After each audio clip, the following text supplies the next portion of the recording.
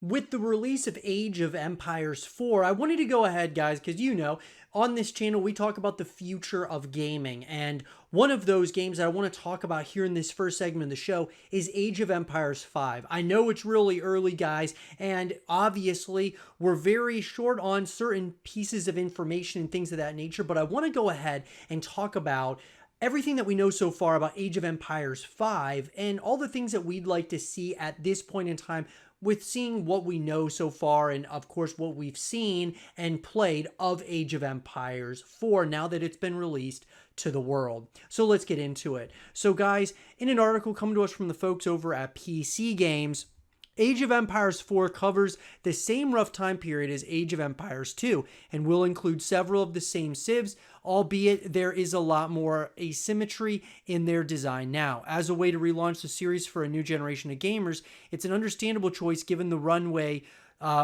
success of Age 2 back in the day. But when Age 4 was first announced, many of us were hoping for a wholly new setting.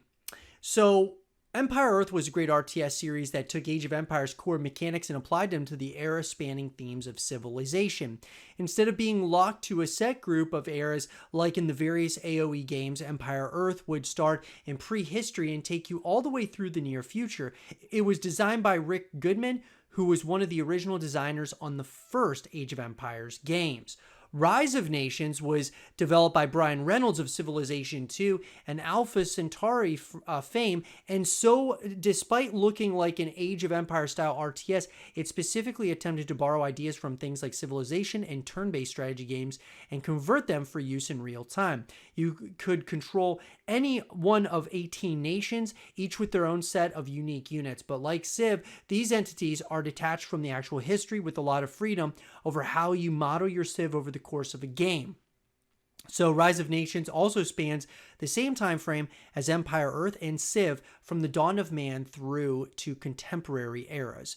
So first of all, guys, I want to talk about, one of the things that I would really like to see in Age of Empires 5 is a little bit, not so much going away too drastically away from that of what's made Age of Empires so special, but I will tell you this, Age of Empires 4 has felt, in a way, somewhat clunky from other RTS games that I've played. Do I think it's got real potential in the next couple of years? Absolutely.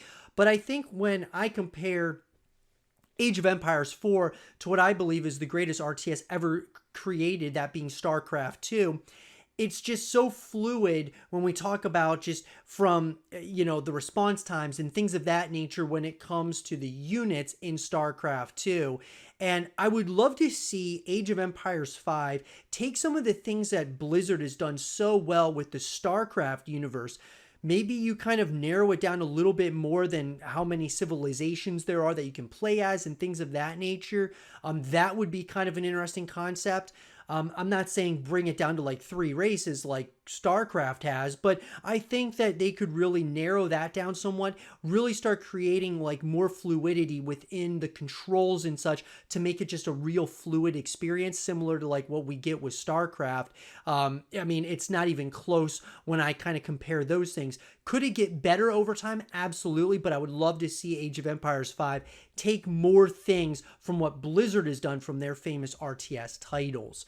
So, a 5th Age of Empires game would ideally explore different time periods at least, although we wouldn't necessarily argue for a completely uncovered one. Considering Age of Empires 3 takes you up to almost the age of Napoleon, we won't think anything beyond that would work with the context of the game in isolation.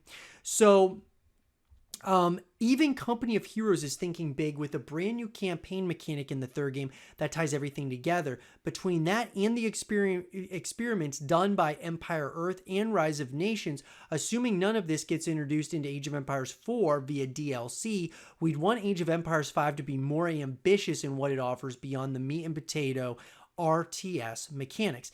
And I agree with that to an extent. I think that Age of Empires 4 still has, it's got, when we look at like, the life expectancy of this title, I really think that when we start considering DLC and things of that nature, this could be a pretty, extensive amount of time before we even see Age of Empires 5. I would say it's probably a number of years away, especially because I think as we've played Age of Empires 4 up to this point in time, I do think that even though it's not on the same echelon as StarCraft in my mind or StarCraft 2, I still think that this definitely is going to play a pivotal role in the RTS genre and just in the gaming, industry as a whole. And I think the moves that they make while, continuing to update Age of Empires 4, making it better over time, creating DLC and things of that nature, very well could lead us into that next generation of Age of Empires. And who knows, guys, one of the big things for me that I would love to see incorporated in Age of Empires 4,